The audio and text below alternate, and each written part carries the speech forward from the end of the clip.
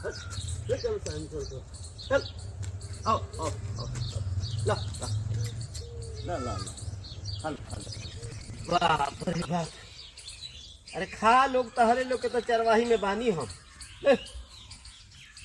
ला ला ला ला ला ला ला हाँ तेरा अब तो निजगा गई।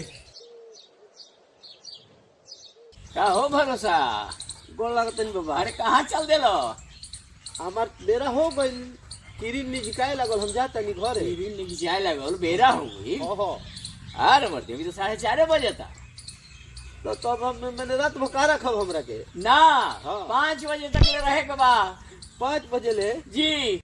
हमार का मौके से भी घर वाला महाराज वो सब छोड़ दो। हम जहाँ काम करी लेनू हाँ। तहाँ 5 बजे ले रहे के पड़ेला।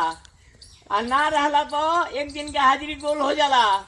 आ तोहरो जब 5 बजे ले ना काम करबो तो एक दिन के तोहरो हाजिरी खत्म। हे महाराज राउर काम है काम में अंतर नु बा।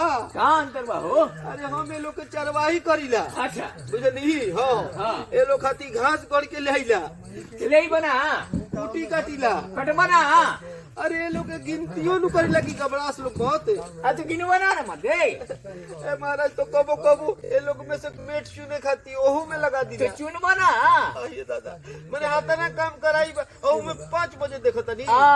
5 बजे ले रहे के बा। अच्छा आ जवन जवन काम करे के पड़ी हाँ। तन करे के बा। अच्छा आना तो तहार पैसा बोल।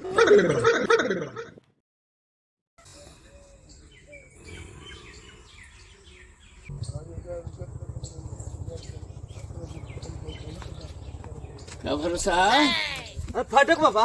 हाँ गोल लगत नहीं गोल खुश रहा खुश रहा। ये क्या करता रहा? अरे सब ई खा पी के आराम करत रहन तनु। हाँ तो हम सोचती है कि तनी आंख मोर ले। मुरली ओ, ड्यूटी करता रहा कि सुतता रहा रे मर्दे? ना ना बाबा आंख मोरले रहनी है। हाँ ओ, अच्छा ये बताओ ओ, हमार 20-22 को सौदा रहे जी। ओमे से आधे लौकते बा ओ धे बाकी सौदा का भाई? राम 2 3 7 8 ओए बाबा ए देखी ना पोर पे सब कर गइल हुई और पेशाब करे गए हुए सब जाके खोज के ले आवो। अच्छा। ना तो आज के तहार पैसा कटनी हम। ना ना बाबा हम जाता नहीं खोजे जा पैसा जल्दी मत काटो। ना जल्दी